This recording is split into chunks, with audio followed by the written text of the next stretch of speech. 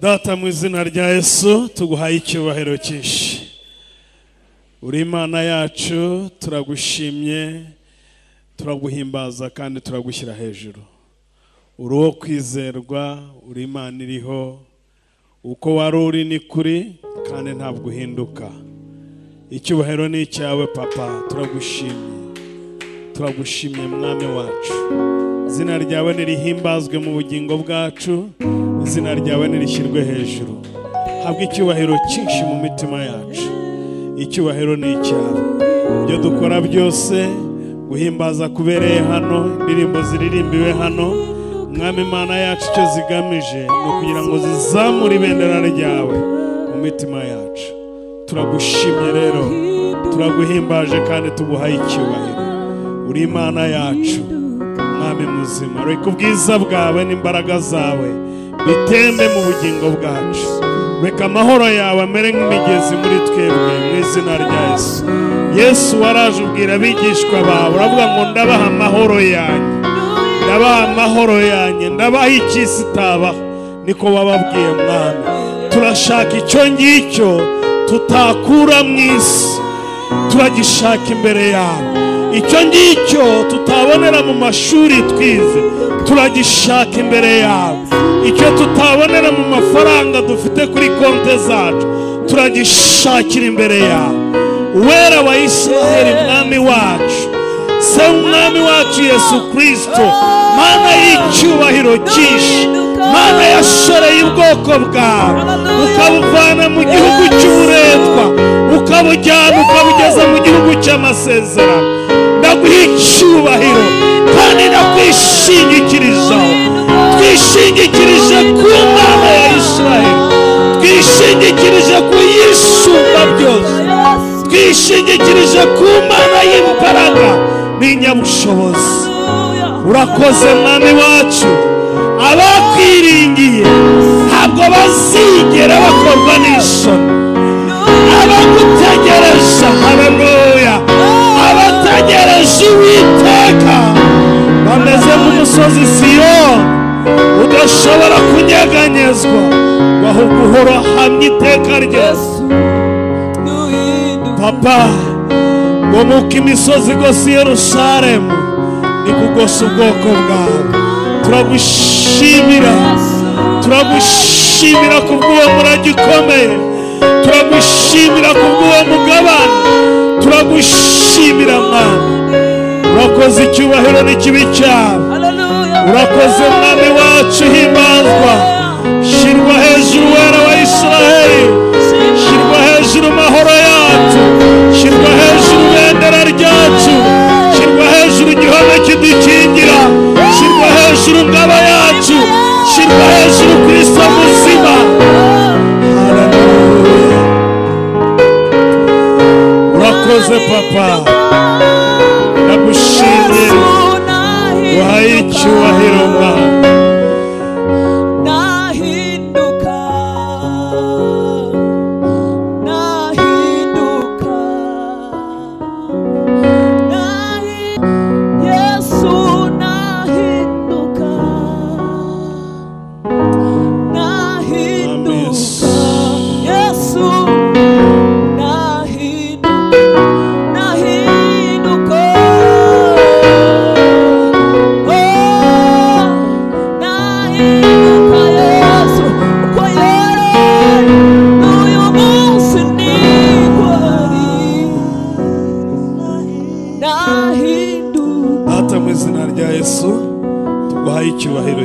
Urakoze mu izina rikomeye rya Yesu Kristo, amen. Reka dukomere Imana yacu amashyi menshi cyane. Haleluya. Reka n'abaririmbyi tubakomera amashyi bajya kwicara, kandi baha umugisha.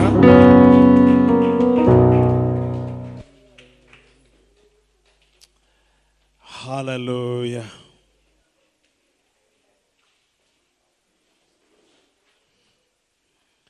Haleluya. Yesu ahabwe icyubahiro.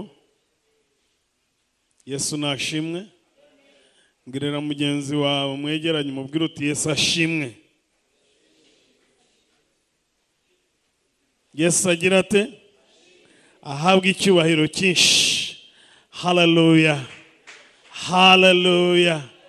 Byagushobokera kuzamura ku maboko yawe tukamuha icyubahiro. Twese tuzamuye amaboko. Mwami, iki cyubahiro ni icyawe. Habwa icyubahiro papa. You deserve it, our Lord and Savior. Ukwiye icyubahiro mwami. Hallelujah. Yesu ni mwiza kandi agira neza kandi atwitayeho, turamushimira cyane. Hallelujah.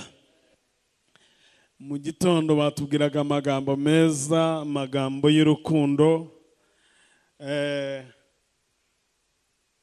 Ndagira ngo ntabwo ari byo ndi buvugeho, nubwo ibyo mvuga biri buze gusa nkaho bihura nabyo gatoya, ariko reka nkubwire ikintu. Hari ikintu Satani ashobora gukora kikamukundira, ariko hari n'icyo ashobora kugerageza gukora ntikimukundire. Sinzi rero niba mbanza kukubwira icyo yagerageza kikamukundira cyangwa ikitamukundira. Hitamo.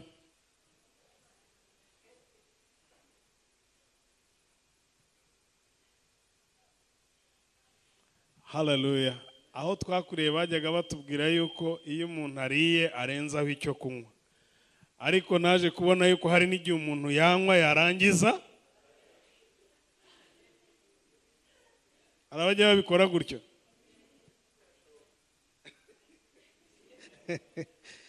Hallelujah. So ni ikihe rero wakwifuza?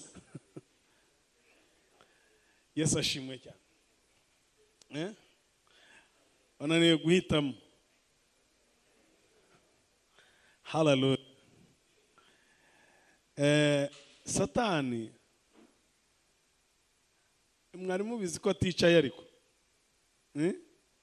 Nubwo uticaye nawe urabizi ko aticaye. Ntabwo yicaye. Arakora. Nigeze kumva umuntu avuga ngo umukristo usenga rimwe mu cyumweru ntabwo yatsinda Satani usenga amasaha 28. Aje n'igihe ukoresheje gusenga, ariko yavuze ngo ntabwo yatsinda Satani ukora amasaha 28. Hallelujah. So Satani ashobora gukora, ndimo nda reflectinga ku ijambo usonera yavuze. Satani ashobora gukora ibishoboka byose akanteranya nawe bigakunda pe. Neza. Ariko hari ikintu kitamushobokera. Ntashobora kuguteranya n'Imana ngo bikunde. Hallelujah. Yakora ibishoboka byose akabigeraho akaguteranya na mwene so bigakunda, ariko hari ikintu kidashoboka. Hallelujah. Ntashobora kuguteranya n'Imana ngo bifate. Hallelujah. Icyo rero kire mu mutima. Yesu ashimwe cyane. Hallelujah. Urwo ni rwo rwa rukundo rw'Imana batubwiraga, urukundo rwihanganira byose, rubabarira byose, rutwikira byose, rutifuza ikibi, rutagira ishyari. Ishyari buriya ririfane cyane. Ishyari, umuntu nigeze actually n'umuntu ejo bambwiraga ati hari igihe umuntu ubona akabona asize abandi, noneho urakabona umuntu uvuga utaransize ariko ansiganye ibyanjye ntwaye ibyanjye. Buriya ngo bajya bavuga ngo buriya muzabone iyi modoka iciyeho imbwa igaca ku mbwa, imbwa igenda yikurikiye. Ngo buriya ngo hari ibintu imbwa yigeze guta mu modoka buriya bigiye. So naba nayo rero bivuga iti ibyanjye wenda byaba biri muri iyi modoka, ariko niba mwene so ateye imbere atari ibyawe bimuteje imbere, shima Imana. Hallelujah. Ishimane nawe naguhamagara ngo musangire agafanta, ugenda ugereka akaguru ku kandi ukanywe utareba akasigaranye mu mufuka. Hari umuntu ushobora gutumira iwawe wateguye ibirori akareba ibiri ku meza akagira n'amatsiko yo kujya muri store. ngo avuge ati ariko hasigayemo iki. Haleluya. Rero Imana imuhe umugisha. Ndashaka yuko mu minota dusigaranye, murabizi ko uyu mwaka ari umwaka wo kwihuta, kandi turihuta mu izina rya Yesu. Haleluya. Byange bikunde turagira gute? Turagenda. Yesu ashimwe cyane. Haleluya. Rero hari abatazihuta ariko abiteguye kwihuta. Mureke twihute. Yesu ashimwe cyane. Haleluya. Uyu munsi ndashaka kugira ngo protokoli bafite imbaraga banzanire ka kameza ko tujye tugira hariya. Akameza hariya.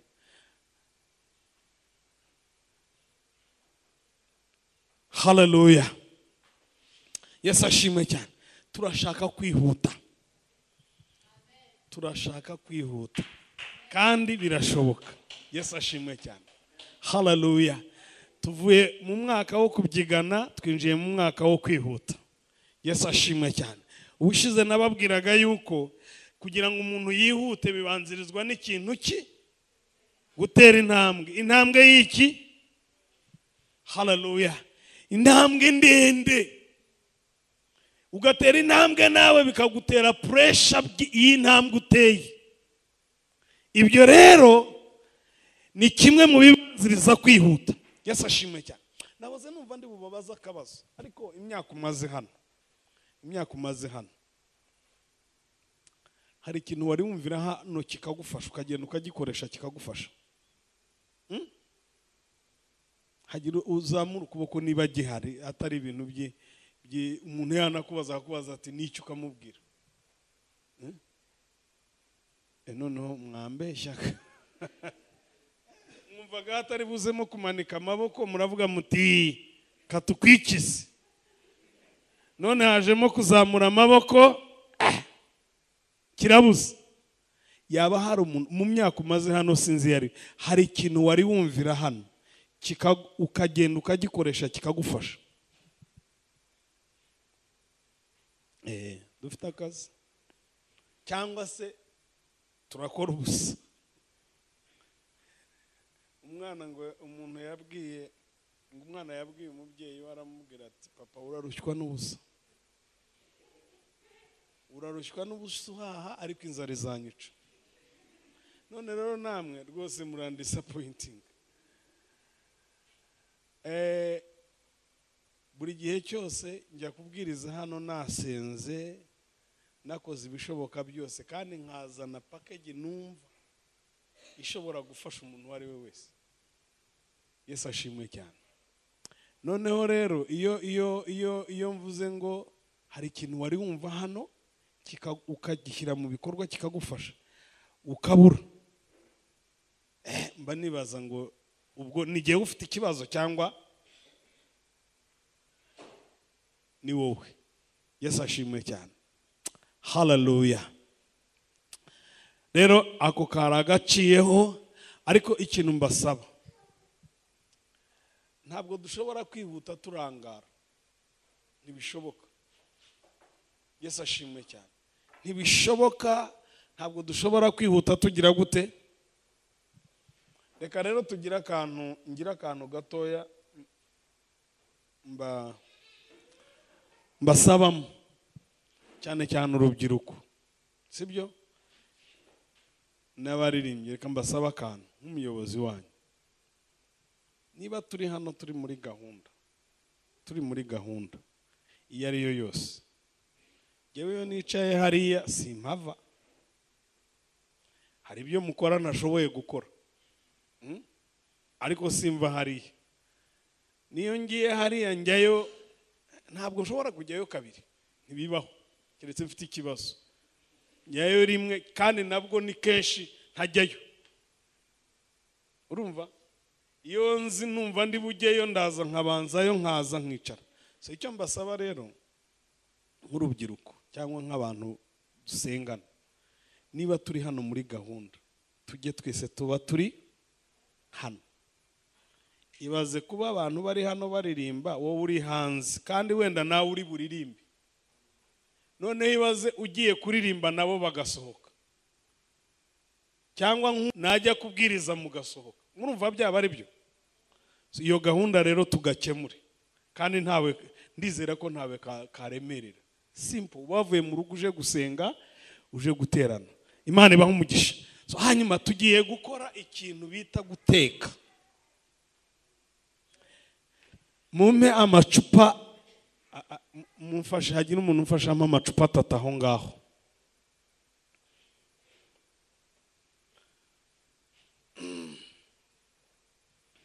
Hallelujah.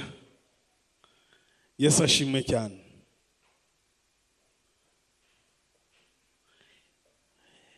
Mu bintu bibanza iyo umuntu agiye guteka ni iki? Oya mwikwihuta cyane. Mbere yo gucana habanza iki? Ubu cyo kora bushobora kubagora kuko haje gas. Ariko nayigira amashiga. Kera ahantu twakuriye ntabwo twakuriye mu bintu by'ubworozi. Iyo twabaga tutari buteke n'ibyo kurya twatekaga amata. Mu bintu rero byabanzaga, wabanzaga mbere y'uko uteka amata yawe, wabanzaga gutera amashiga. Amashiga bangahe? 3 yonyine. Ntabwo yaba 2. So noneho amashiga akaba ngahe? Hanyuma amashiga yamaze kuba 3 uterekaho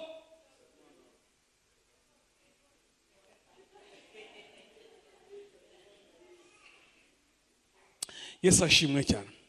Uyu munsi mu minota dufite ndumva nifuza kuganira namwe ku mashiga 3 umuntu ateretseho. Aya mashiga uko ari 3 ukuyeho rimwe twagira dute? Byarangira. Aya mashiga 3 ateretsweho umukristo utayahagazeho. Ikintu kibaho iyo amashiga ataresha bigenda gute? Iyo bihengamye bigenda gute? Hallelujah. Umuntu utera amashiga akora ibishoboka byose amashiga akabaragira ate? Kandi akaba ayo mashiga ahagaze neza. Hari n'ibyo bagiraga bagashyiraho babyita gute? Gushigikira. Ukayashigikira ku buryo ayo mashiga bagize ate? Ahagaze neza, kugira ngo icyo uterekaho kidahirima, kibeho kugeza igihe uri bugikurireho. So ndashaka kuvuga ku mashiga 3 umukristo akwiye kuba ateretseho neza, cyangwa se itorero rikwiye kuba riteretseho neza. Hallelujah. Ngira ngo murabibona, niyo nakuraho niba hari ufite Bibiliya yizana yishyireho adakoresha.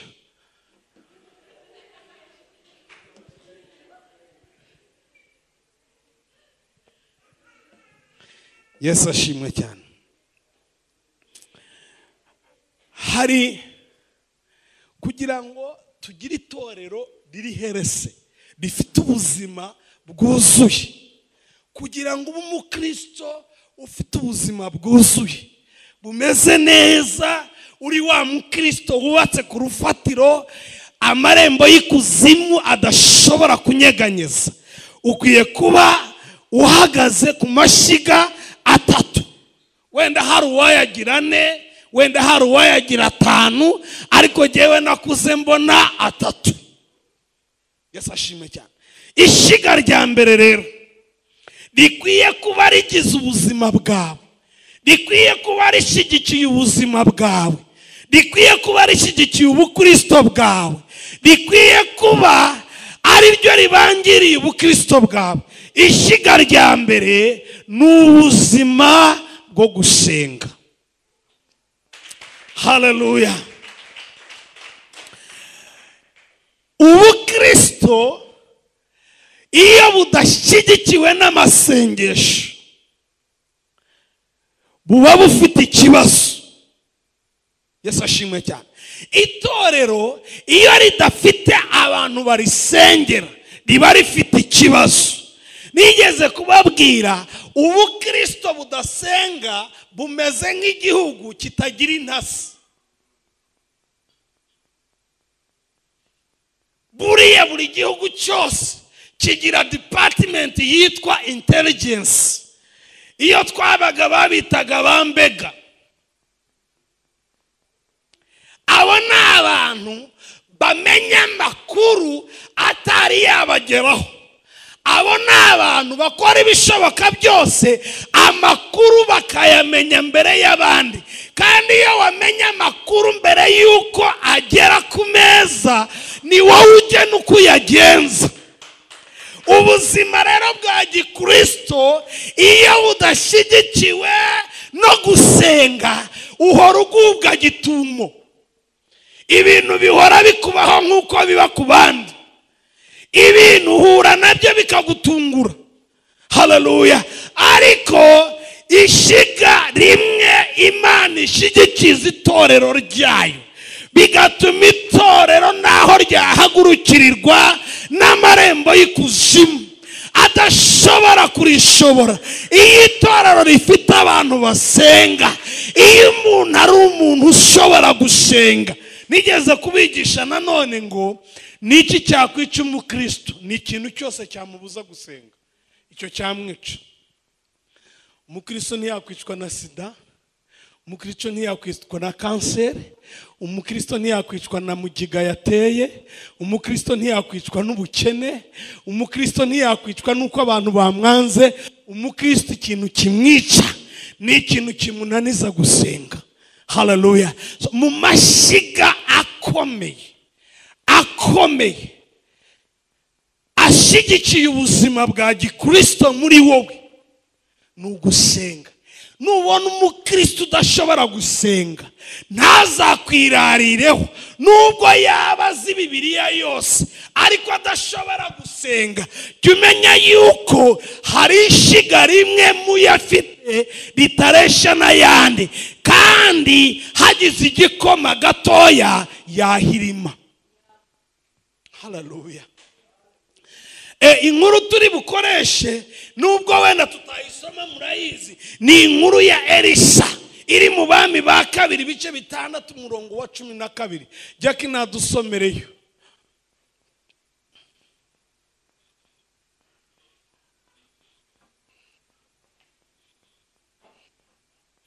Abami ba kabiri 6:12.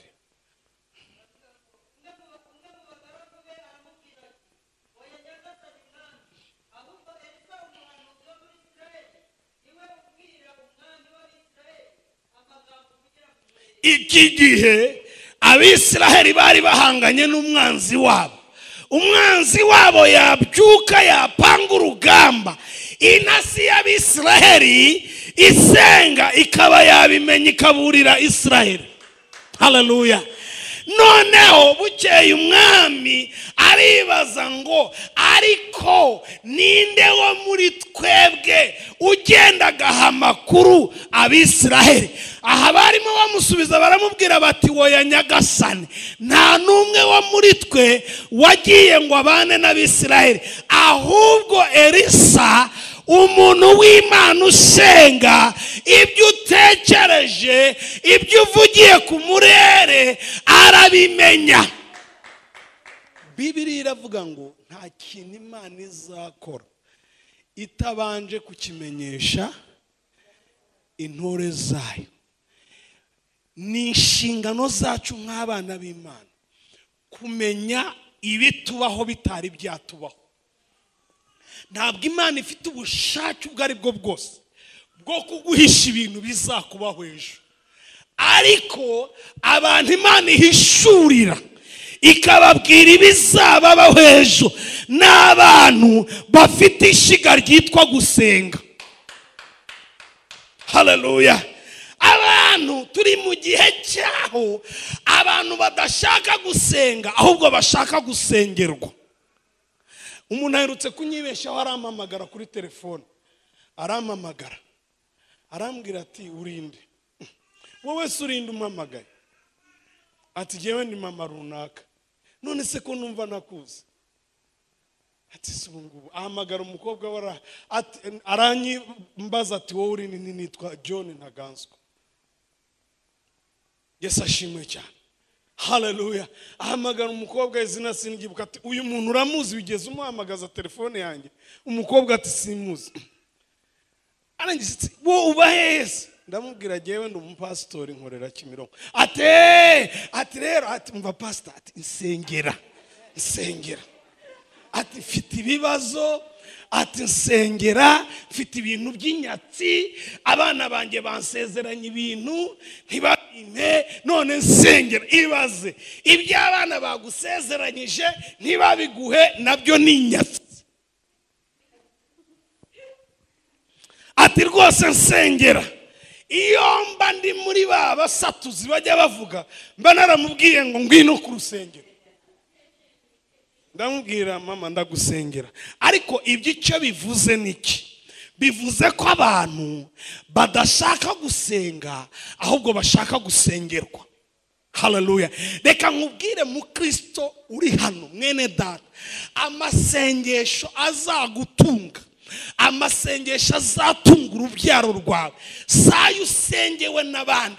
Amasengesho abandi bazagusengera ni emergency, ni nk'uko umuntu yagukorera first aid, ni nk'uko umuntu yagusanga ahantu wikubise hasi akakwegura akakwicaza, ariko ni wowe wihagarika ku maguru yawe. Hallelujah. Yesu ashimwe cyane. Hanyuma rero uyu mugabo bari bafite ikibazo gikomeye. Elisa yari umuntu umwe, ariko azengereza igihugu cyose kuko yamenyaga amakuru atari yabo. Reka mbabwire mwabarokore, niba mugira ngo tubone ukuboko kw'Imana, nimureke twinjire mu gusenga, tuba abantu basenga. Abantu umuntu uzi kuvuga burya ubundi abakwiye no gushobora gusenga. Ariko ikintu kigutangaje nuko iyo abantu bageze mu gikorwa cyo kuganira, byajyaga bitubaho tukiri urubyiruko, tukicara twaba tuganira tukaba twageza saa 8, ariko twaba tuvuga ngo tugiye gusenga bikatunanira. Kubera iki? Kubera yuko gusenga ni igikorwa kibangamira ubwami bw'umwijima. Iyo umuntu asenga, hari gusenga byonyine, kuba uri umuntu usenga byonyine, icyo kiba impamvu yo guhigwa na Satani. Ariko reka nkubwire isezerano rikomeye. Hallelujah. Abantu barinzwe n'umuriro w'amasengesho, umuntu urindishije ubuzima bwe umuriro w'amasengesho, niyo Satani yahaguruka nta kintu yagutwara. Hallelujah. Ishiga rya mbere ni ukuba umuntu usenga. Ishiga rya mbere ni ukugira abantu basenga. Imana ishimwe yuko dufite abantu birirwa hano bagasenga.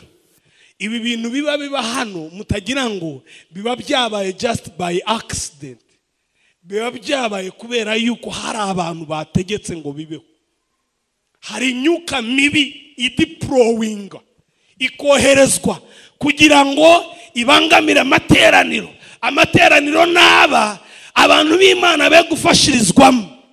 Iyo rero mugize gutya mukagera nka hano mugahura no kubaho kw'Imana, kuko kubaho kw'Imana kumanukira mu bantu bayo.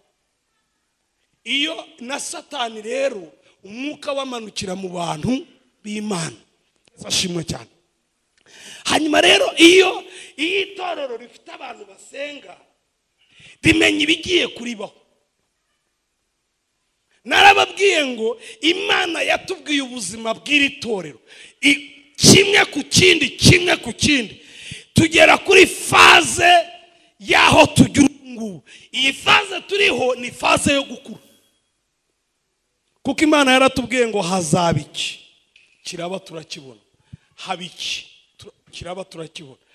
Noneho kandi bitubwira bitari byaba, yavuga ngo iki nikiba, iki kikaba, igisigaye hazabaho gukura kw'itorero. ibyo bindi rero byarabaye.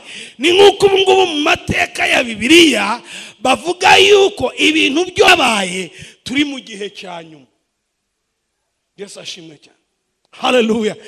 Sinzi njyango n'iri joro ry'ejo nibwo nari mu nzozi, umuntu araza amagarara imbere avuga ngo uwera nakomeze yere, uwanduye nakomeze yandure. Haleluya. Torero ry'Imana rero, reka mbabwire, uri wibwira ko uri umukristo udashyigikiwe n'amasengesho igihe icyo ari cyo cyose, haleluya, ariko ukeneye kugira ishyiga ryitwa amasengesho. Dukeneye nk'itorero kugira ishyiga ryitwa amasengesho. Imana ishimwe ko Imana irimo intercessor muracyakora. Hari ibintu Imana ibabwira, buriya mu bintu bikomeye, muri department ikomeye Imana ikoreramo kugira ngo irinde ubuzima bw'umukristo cyangwa ubw'itorero, ni department yo gusenga. Kuko Imana ifite ubushake bwo guhishura ibizabesha, ariko ntabwo ibihishurira abantu bari mu isoko, ntabwo ibihishurira abantu bari ahandi, ibihishurira abantu baje kwishaka. Yesu ashimwe cyane. Iryo ni ishyiga rya mbere. Haleluya. Ishyiga rya kabiri, kubera igihe ndashaka kwihuta. Aho ngaho reka usomye muri Yesaya 62 umurongo wa 6 haravuga ngo yewe Yerusalemu, nshyize abarinzi ku nkike zawe, ntibazaceceka ku manywa na nijoro, yemwe abibutse Uwiteka ntimumuturize.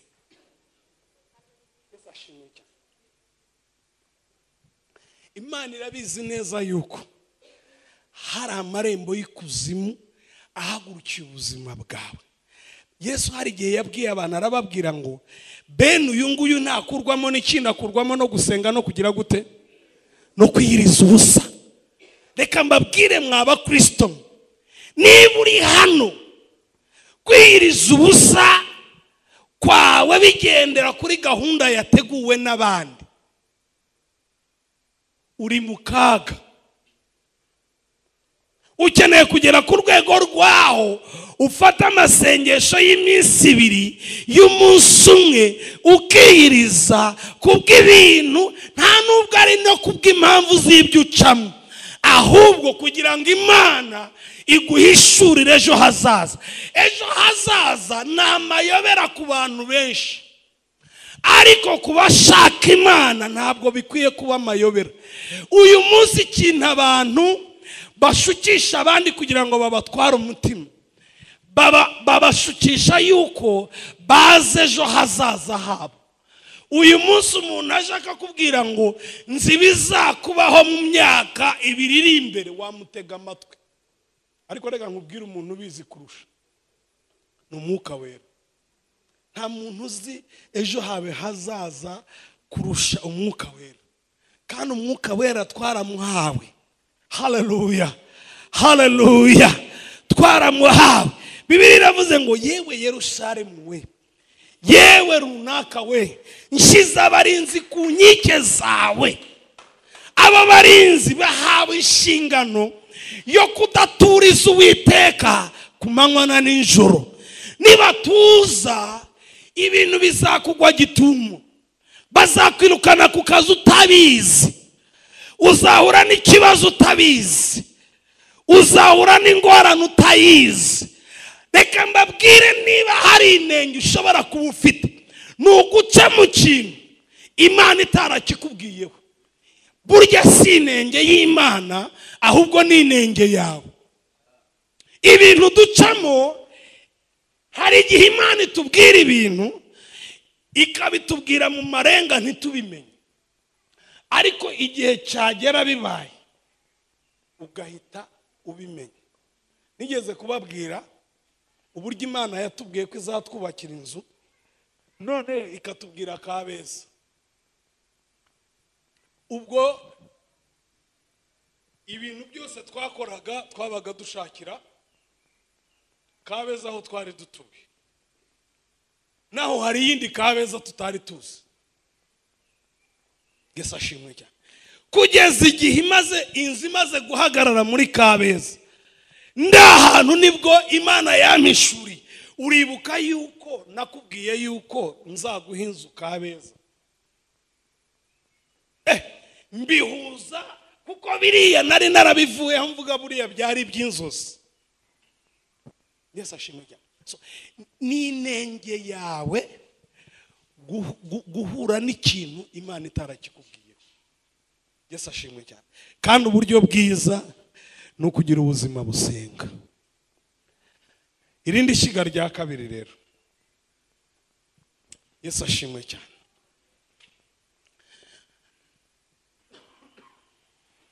Itorero cyangwa ubuzima bw'umukristo kugira ngo ube buri stable cyangwa itorero ribere stable, rihagarara ku masengesho. Nicyo kintu cya mbere.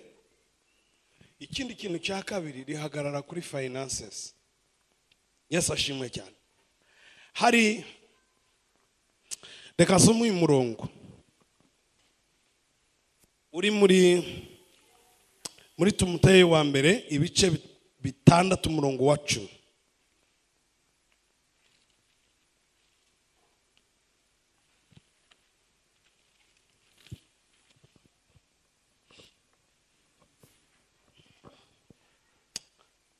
Jaki wagezeyo? Haravuga ngo kuko gukunda imiya ari umuzi w'ibibi byose. Hariho abantu bamwe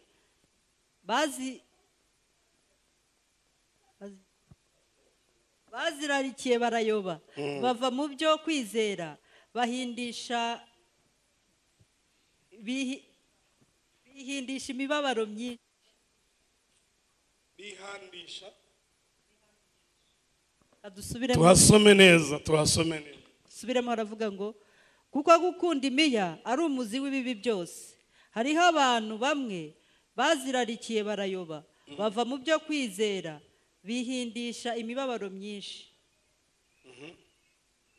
Ariko weho muntu w'Imana ujye uhunga ibyo, ahubwo ukurikize gukiranuka, kubaha Imana, kwizera, urukundo, kwihangana. Wenderekerera aho ngaho. Yesu ashimwe cyane. Hano buriya reka mbabwire n'akandi kantu. Mu migani Yesu yaciye, imigani hafi Yesu yaciye yose murayizi mu isezerano rishya, yose yabaga yerekeza kuki? Ku butunzi. Yesu ashimwe cyane. Niba hari ikintu kigora kandi kidakwiye, ni ukuba umuntu w'Imana ayoborwa n'amafaranga. Yesu ashimwe cyane. Urabona hari ugukunda amafaranga ariko ukayakunda uri buyakoreshe, ariko hari ugukunda amafaranga ari bugukoreshe. Aho niho Paulo yabwiraga Timoteyo, amubwira ngo hari abakunze imiya babirundukiramo barayoba. Ubuyobe mukore research, mukore ubushakashatsi. Ubuyobe buri muri iki gihugu, ubuyobe buri muri Afurika, ubuyobe buri ku isi, buri muri Bibiliya, nta kindi kintu bushingiye ku mafaranga. Yesu ashimwe cyane. So dore rero ndashaka kubabwira amafaranga meza n'amafaranga mabi. Hallelujah. Kandi reka mbamenere ibanga, Imana ifite ubushake n'ubushobozi bwo kuduha amafaranga. Hallelujah. Kuko Imana yaravuze ngo ndashaka kubamara ubukene. Mu bintu Imana twasabye Imana kwihembura muri twebwe muri uyu mwaka ni uguhembura finances zacu. Dore rero amafaranga mabi ngaya, amafaranga aba mabi igihe ariyo atangiye kugena icyo ukora. Buriya amafaranga ni imbaraga, amafaranga ni ubushobozi. Ariko iyo udashoboye gukontorora amafaranga gutandukanya n'Imana. niyo mpamvu Yesu yavuze ngo biragoye ko umutunzi ajya, ngo bimeze nko gufata ingamiya ukayicisha hehe. Aho ngaho ubisomye ukabyumva nabi, wakwibwira yuko kugira ngo umuntu ajye mu ijuru ari uko yaba atandukanye n'iki. Ariko ahangaha icyo Imana ishaka kuvuga, amafaranga cyangwa ubutunzi Imana ibuduha kugira ngo tubukoreshe, ariko iyo ibuduhaye bukadukoresha bidutandukanya nayo. Hano Imana Pawulo yabwiraga Timoteyo, amubwira ngo amafaranga ntazagukoresha. Mu Migani haravuga ngo impiya imaze iki mu ntoki z'umupfapfa. Imigani 17:16 haravuga ngo impiya mu ntoki z'umupfapfa zimaze iki. Nagezeyo. Impiya mu ntoki z'umupfapfa zimaze iki. Yesu ashimwe cyane.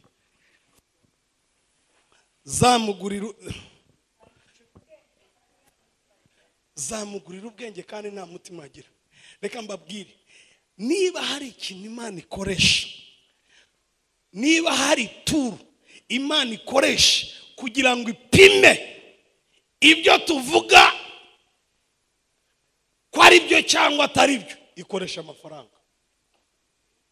Buriya baravuga ngo ntabwo wamenya umuntu ko ari mubi cyangwa ari mwiza utari wamuha ku gafaranga. Hari umuntu ubona amafaranga ubwo ngubwo n'inshuti z'akazikatira. Kera bajyaga bavuga umuntu ngo yaba yahishije. Guhisha mvuga nibyo ni ibya gipagani, ngo akavuga nabi. None abantu bavuga ngo kuvuga nabi nk'uwahishije. Umuntu yabona abantu bose baje akavuga ati ubu ngubu baje kunsaba, none haga developing umuco wo kuvuga nabi kugira ngo hatagira utungura ikintu cyo kuvuga ngo wampaye. Aho rero niho amafaranga abatangiye kugutegeka, kuko buriya iyo amafaranga aba ari meza, aba nta n'ikibazo ateye iyo atari yagera mu ntoki za nyirayo. Sinzi niba mubizi. Haleluya. Ariko Imana nayo ikora ibishoboka byose ikavuga ngo reka muhe iki gitonyanga cy'amafaranga nyageze mu ntoki ze, hanyuma nindangiza ndebe icyo ari buyakoreho. Yesu ashimwe. Niba hari abantu bafite ibibazo uyu munsi, ni abantu bakoreshwa n'amafaranga. Nigeze kumva umuntu yigisha ku bashakanye avuga ngo abagabo bagurwa n'amafaranga iyo ahari, ngo ariko abagore bagushwa n'amafaranga iyo adahari. Niko yabivuze. Ariko reka mvuge kuri abo bantu bagushwa n'amafaranga iyo ahari, yabonetse. Umuntu akaba asenga hano, aterana na bene se, ari kumwe nawe, atari yabona amafaranga. Yabona amafaranga akaba ari yamugenera wajya ku cyumweru. Urabyumva? Amafaranga akaba ariyo avuga ngo hari n'abatandukana n'inshuti zabo kubera ko yabonye amafaranga.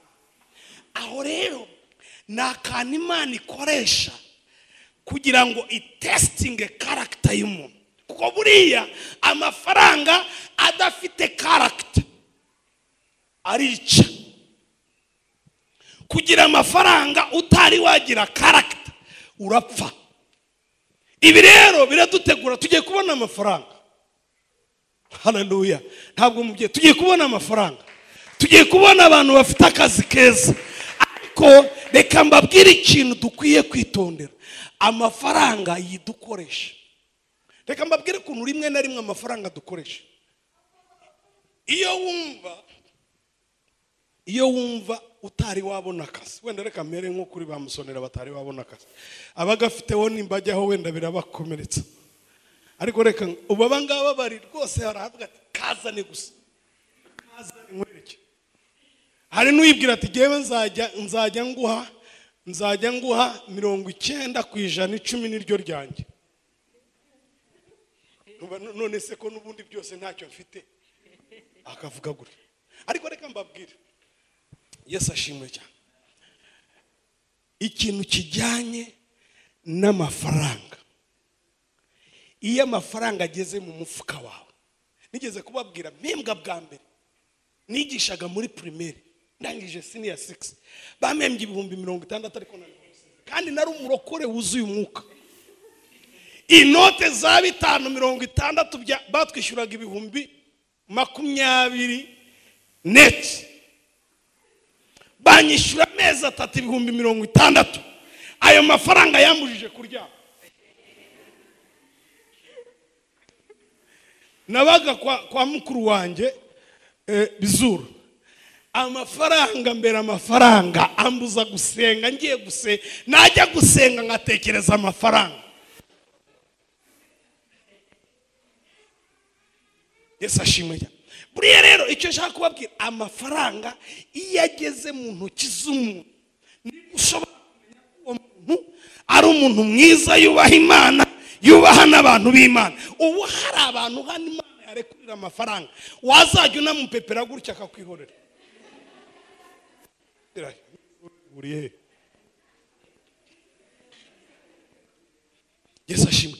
Ako kantu rero nta Imana ikoresha, igakoresha kugira ngo imenye ikiri muri wowe, kuko ikiri muri wowe already irakize, ahubwo iragakoresha kugira ngo ikwereke ibiri muri wowe utazi. Ikakuzanira 10,000 yabiguha, ndashaka 10. Uragira ngo iyo ukiriye niyo uba wereka yibibizi, ariko ibiri nko kukwereka avuga ngo urabona yuko ni 10 kikunaniye kugitanga. None se ubwo bya bindi wavugaga biri hehe? Kandi burya reka mbabwira, umuntu mwese aba ari 10, reka mbabwira uko bigenda. Umuntu ajya kurya 10 yagize uko akita. Bimera nka wa muntu, muribuka umuntu yaragiye kurya voka yaboze, abibona ko igize ite kwiboza, ariko arangije icyo yakoze aravuga ati kugira ngo nyishobore reka nzimye amatara. Azimye iki? Arya voka iboze atayireba. Noneho rero reka mbabwire, 10 kuvugisha ukuri, 10 ntabwo gifasha Imana, gifasha umurimo wayo, kigafasha nawe. Ni igipimo Imana ikoresha ikwereka urwego ugezeho. Niba warya ukarya n'icyo Imana yakubujije. Buriya Adamu na Eva muri Eden utagira ngo hari ikindi. Imana babwiraga, do imbuto zose hano murye mwiyagare muzirye, murye uko mushaka, ariko iki ngiki Imana izana nko kubabwira ngo mu mbuto zose ziri hano muri Eden, iyi ngiyi nababujije kurya niyo yari iryoshye. Aho rero ni Imana ikoresha kugira ngo ikwereke ivuge ngo do uracyafite ubusambo ku buryo ushobora kurya ibyawe ukarya n'iby'abandi. Bityo rero reka ngushyirireho regime. Regime murayizi? Regime ni bya bindi ujya kwa muganga bakakubwira ngo ibiro byawe birakabije, genda uzajya urya imboga, urye n'iki, bakagushyiraho regime. Reka mbabwize ukuri, niba keretse niba mutemera Bibiliya, ariko dore ukuntu bigenda. Umuntu ajya kurya 10 yabanje kugishakira izina. Ntabwo ushobora gutinyuka kukirya ukikita 10. Ntibishoboka.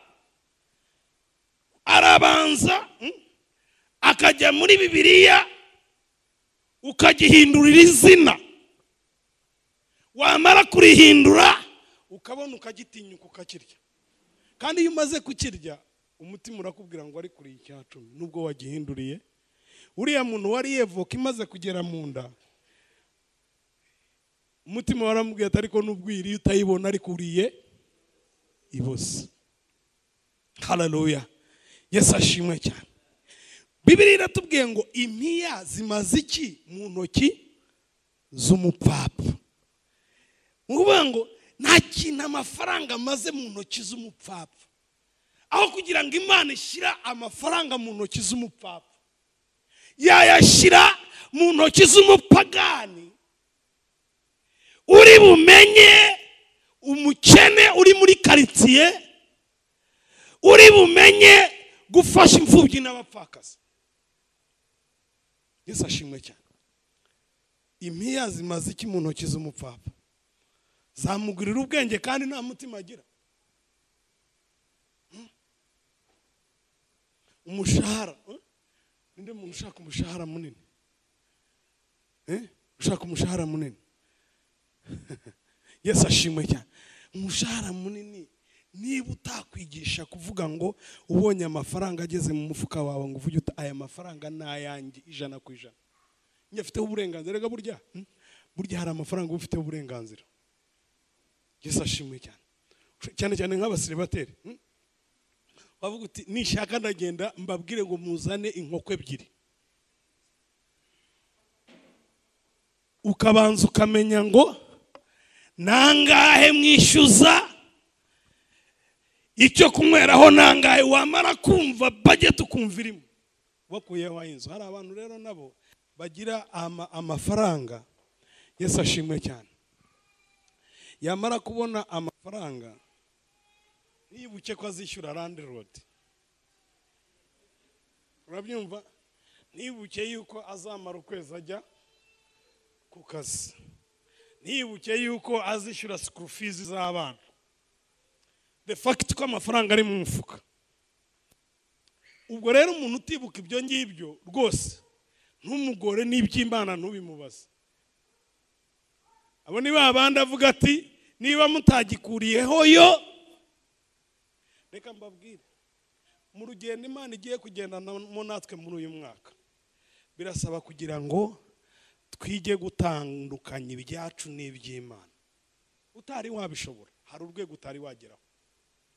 Nanze kujya muri bya byanditswe bya bindi bivuga ngo muravumwa muragira gute. Oya, ntabwo muvumwa. Ariko reka nkubwire ikindi kintu kitari cyo, ariko gisaza cy'icyo ngicyo cyangwa gishiki cyacyo. Reka nkubwire ikintu kivindi imwe n'icyo. Uri indiscipline. Muzi ikintu bita indiscipline?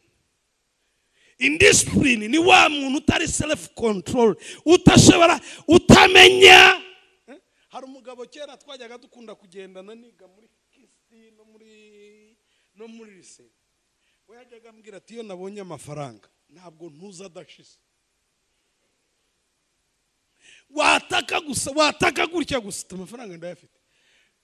None ukagira ngo ni menshi, ugatangazwa no kujya kubona mu kanya akubwira ngo nabuze itike. Yesu ashimwe cyane. Hallelujah. So that is being indiscipline. Kugira discipline ni ukubura umuntu uvuga ngo ngewe niba mwembwa amafaranga 220, 20 nkayashyira ku ruhande, ayo n'ay'Imana. Ugafata ay'inzu ukayashyira hariya, asigaye ndetse ukanavuga ngo, hari abantu bavuga gusevinga, unavuga ngo dusevinga yo nsaguye, ariko abahanga bavuga yuko ntabwo dusevinga asagutse, ahubwo duspendinga asagutse ku gusevinga. Urabyumva? Noneho warangiza ugafata ayo ugomba gusevinga ukayashyira hariya. Buri aba bazungu mubona badutera ubwoba baje hano, uzi ko ashobora kumara imyaka 10 asevingira kuza muri Afrika. Imyaka 10 asevingira kuza muri Afrika. Wamubona aje hari ukagira ngo kandi iwabo yaba umuboyi wawe, ariko kubera discipline. Yesu ashimwe cyane. Haleluya. Nigeze kumva umuntu umwe avuga ngo muri Afurika ngo huzuye impano z'umwuka. Niba hari ahantu hagaragara impano z'umwuka cyane ni muri Afurika, ariko niba hari ahantu nanone huzuye ibidega byinshi ni muri Afurika. Uvuga ngo spiritual gift without discipline na akavuyo. Akavuyo kari mu matorero, akavuyo kari mu miryango ishingiye ku madini, na akavuyo gashingiye kuri indiscipline. Niba utari disciplined enough ku buryo ushobora kurya ibyawe ugatinyuka ugafata ibyundi ukabyita izina. Haleluya.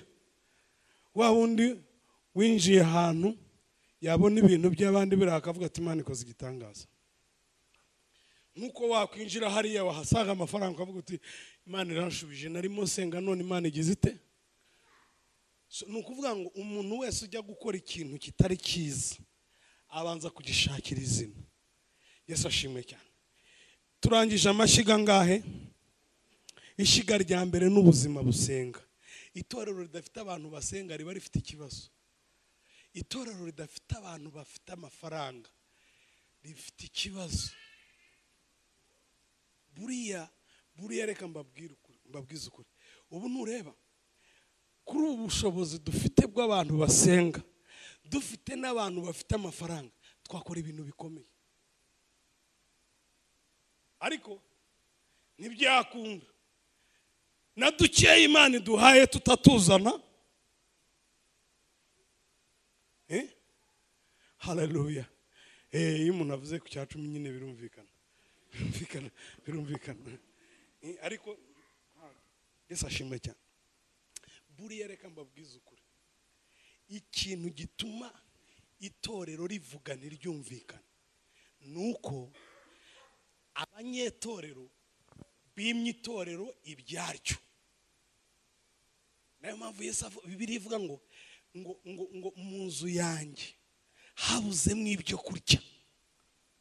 Iyo Bibiliya ivuga ibyo kurya ntabwo ari imyumbati n'ibijumba, ibivuga ubushobozi. Imana irashaka kugira ngo ibone mu itorero hari ubushobozi bw'umwuka, hari abantu bashobora kwerekwa, hari abantu bashobora kumenya kudisaninga ibiri mu mwuka bakabimenya.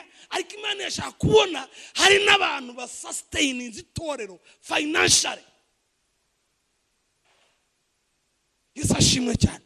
Itorero ryavuga ngo niyi kamera kuyizana hari abatabishobora. Kubera iki? Umuntu wese araza agasenga. People are using church. Church is not using them. Abantu barakoresha itorero kugira ngo babone ibyo bashaka, ariko ibyo itorero babyita kubagomba. Ibyo bagomba itorero ntibiteguye kubizana.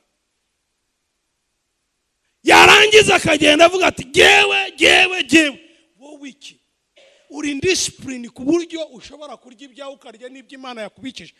Wenda ibyo gewe nakubikije ubirye nta kibazo, wenda na polisi izaguhagarara hejuru. Aho n'ibyo Imana yakubikije. Kanuka Imana ndagukunda rwose, ndagukunda sinaguhemukira. Ariko burya umuntu ari icyacu izina wakita icyo ari cyo cyose. Haleluya. Haleluya. Haleluya. Oh my God. Icyacumi iyo kiriye kundi kuguruse ko amasaha ageze wakureka.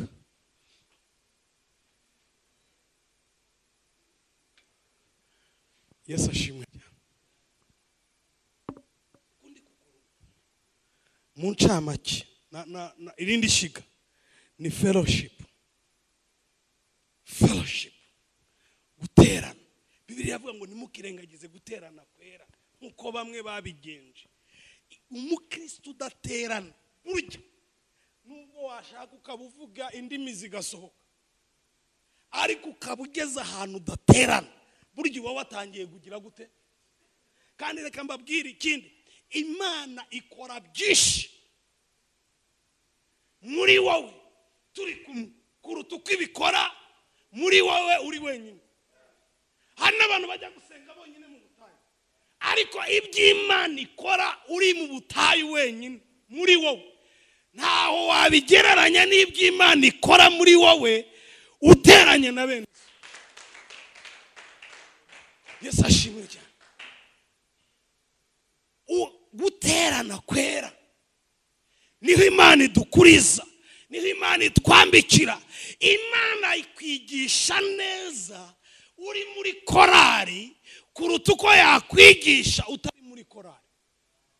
Imana ikwigisha neza kuyubaha uri kumwe na bene so kuruta uko yabikwigisha uri muri Bibiliya wenyine. Hari abantu badukangisha akavuga ati genzi gusoma Bibiliya ndasoma, akaza akakubwira ati ngiye maze kuyisoma inshuro 10. You don't. Nta kintu bimbwiye ibyo ngibyo.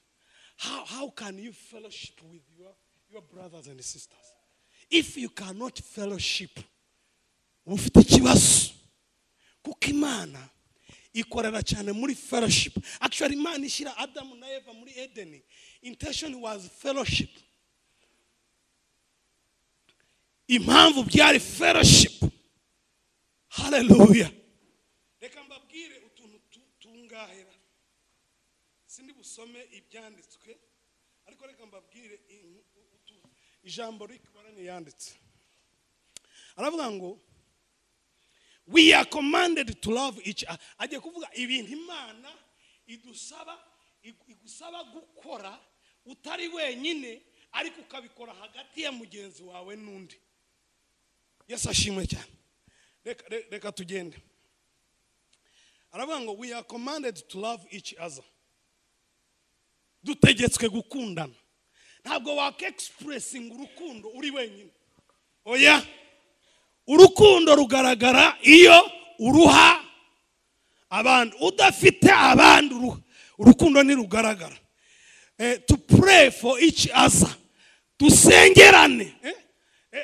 Turi mu ngando twigeze kubwira umusirikare, turamubwira ngo duhuruhisha tujye kwisengera. Aravuga ngo narwo mbaha. Tuse kubereka ati ubona mwavuga ngo mujye kudusengera.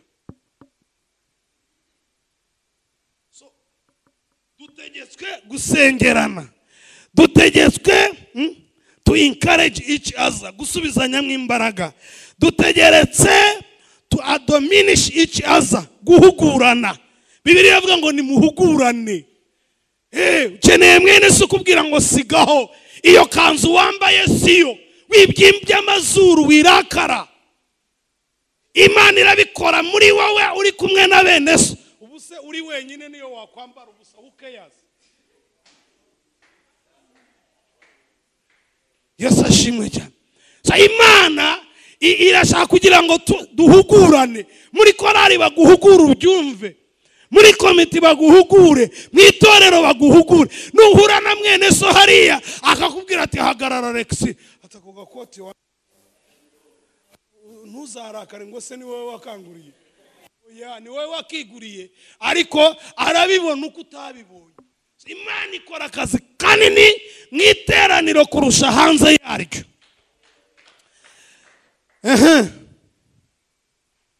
To greet each other, dusuhuzanye, to serve each other, tukorerane, teach each other, accept each other, honor each other, bear each other, forgive each other, submit each other, devote to each other. Yes, ashimwe. Uratekereza yuko hari ibintu washobora, ariko niba reka nkubwize ukuri, iyi gathering is very important. Ifite agaciro kanini. Imana yikoreramo ibintu byinshi. Nanjye ubwanjye iyo nje hano hari igihe nza hano ibintu byankubise, nafite focus, ariko nagera hano bene data utera indirimbo yayitera umwuka we bikangarurira focus. Haleluya.